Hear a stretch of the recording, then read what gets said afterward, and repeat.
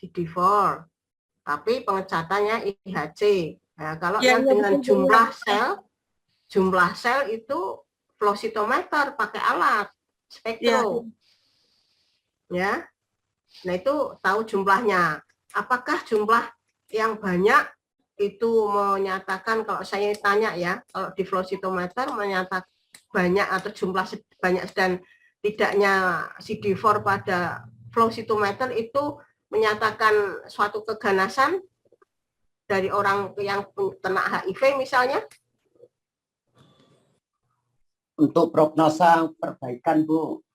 Nah, misalnya begini, kalau seorang CD4-nya itu banyak pada penderita HIV, itu diagnosanya mungkin saya tanya saja, itu diprognosiskan apakah dia memang HIV tingkat rendah atau tingkat tinggi seperti itu atau bagaimana?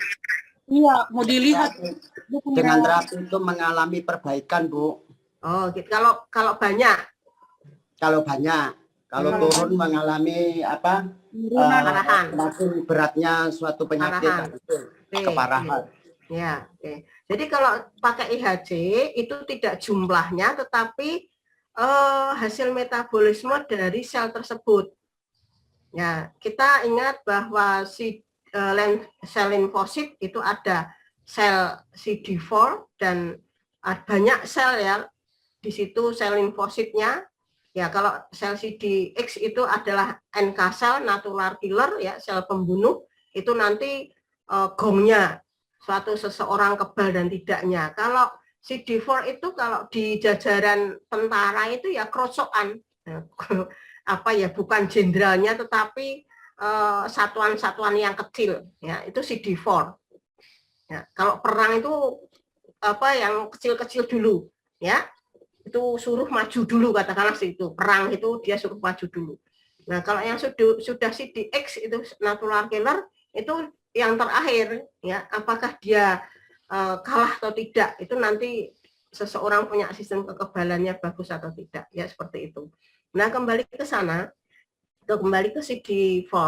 Nah, CD4 itu sel limfosit ya, sel limfosit ada yang sitotoksik dan ada yang tidak ya. Ya, ini kita ke arah CD4 yang biasanya banyak ditemukan pada penderita kelemahan atau apa ya, kelemahan di sel kekebalan.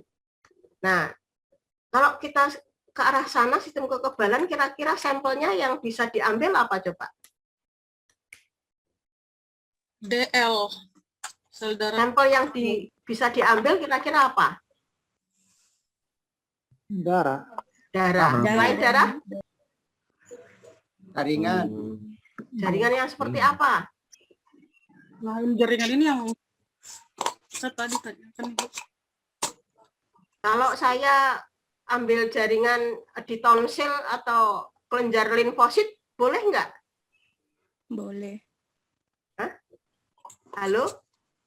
Boleh, getah bening, jaringan getah bening boleh nggak? Bisa.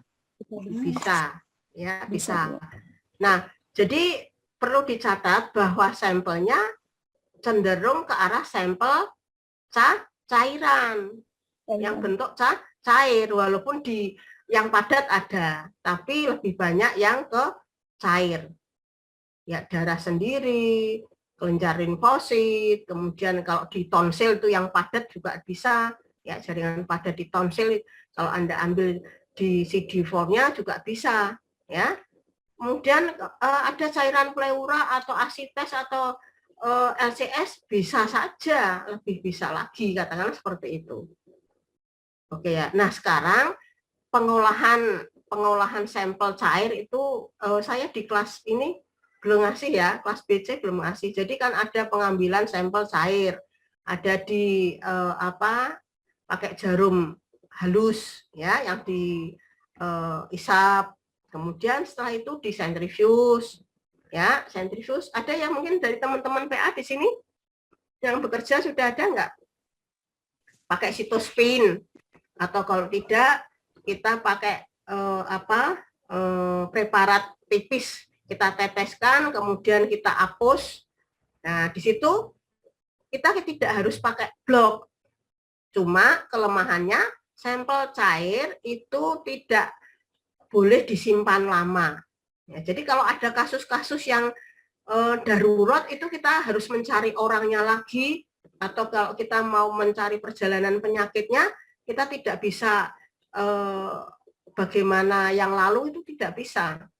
Nah, tapi kalau cairan ini nanti dibuat blok, jadi di sitoblok ada lagi. Jadi mungkin nanti di teori ya itu, atau mungkin di akhir pembelajaran ini saya kasih bagaimana cara membuat sitoblok ya. Nah, biasanya sampel cair ini kita buat sitospin ya. Jadi cairan preparat tebal dan preparat tipis seperti membuat apusan darah. Nah, cuma di sini kita karena tidak pakai blok parafin, maka tidak usah dilakukan deparafinisasi. Ya. Jadi setelah dibuat apusan, kita fiksasi dengan apa? Dengan alkohol absolut, dengan alkohol 96. Set, ya, 15 sampai 30 menit, set, sudah, barulah Anda lakukan pengecatan. Cat apapun wajib hukumnya kalau sampelnya cairan, itu dilakukan fiksasi dengan alkohol absolut. Nah, jadi tidak dengan parafin berarti tidak perlu dideparafinisasi. Nah, itu kalau mau dicat dengan yang cat IHC bisa Bu, bisa saja, asalkan preparatnya ya objek gelasnya menggunakan objek gelas polyelisin. Ya seperti itu. Tidak dengan objek gelas yang dikasih albumin enggak. Ya, kalau yang dikasih albumin biasanya kan dipakai dengan gimsa ya, atau dengan divquick ya. Seperti itu toh di lapangan toh. Ya. Nah, ini enggak. Jadi cairan-cairan yang mungkin sampel-sampel cairan yang biasa diperoleh itu dengan divquick atau papanikolon atau gimsa. Nah, itu kalau yang rutin. Nah, ini kalau yang proses-proses yang seperti ini ya kita kalau mau IHC ya kita lakukan dengan objek gelas yang ada polyelisinnya. Nah, tahapannya kalau sudah difiksasi seperti itu tidak dengan parafin ya tidak usah diblok, di deparafinisasi, ya, dilanjutkan dengan setelah alkohol absolut, kemudian di alkohol yang rendah, lebih rendah, kemudian ke parafin, ke aquades, ya seperti itu sudah dilakukan proses ya seperti itu dengan IHC.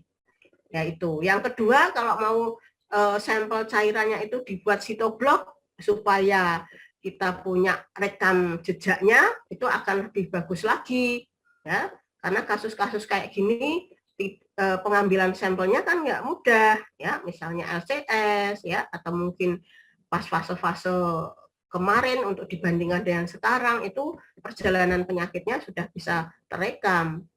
Nah, hasil pengecatannya juga sama, karena ini adalah yang dilihat selnya ya, selnya yang akan terwarnai coklat ya, sel limfositnya, bukan jumlahnya tetapi pekat tidaknya dia mengikat antibodi primer ya, banyak sedikitnya protein yang dihasilkan ya, dia kuat atau tidak. Hasilnya ya nanti terlalu kuat ya, sedang atau lemah ya, seperti itu warnanya.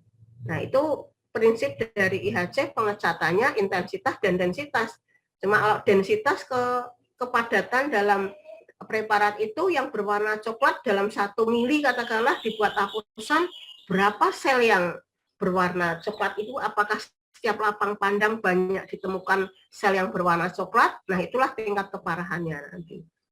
Bukan jumlahnya, tetapi kepekatan. Semakin pekat berarti semakin besar protein yang dihasilkan oleh sel-sel kanker tersebut ya, yang mengalami mutasi, mengalami metabolisme yang abnormal ya, seperti itu.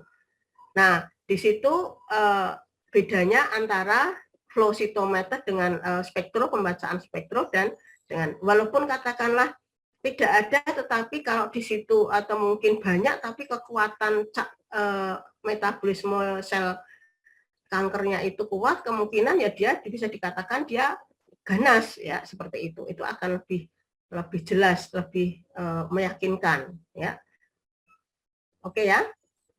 Nah, itu saja yang bisa saya sampaikan karena kelompok Yang lainnya sudah ngantri ya, saya ada jam lagi.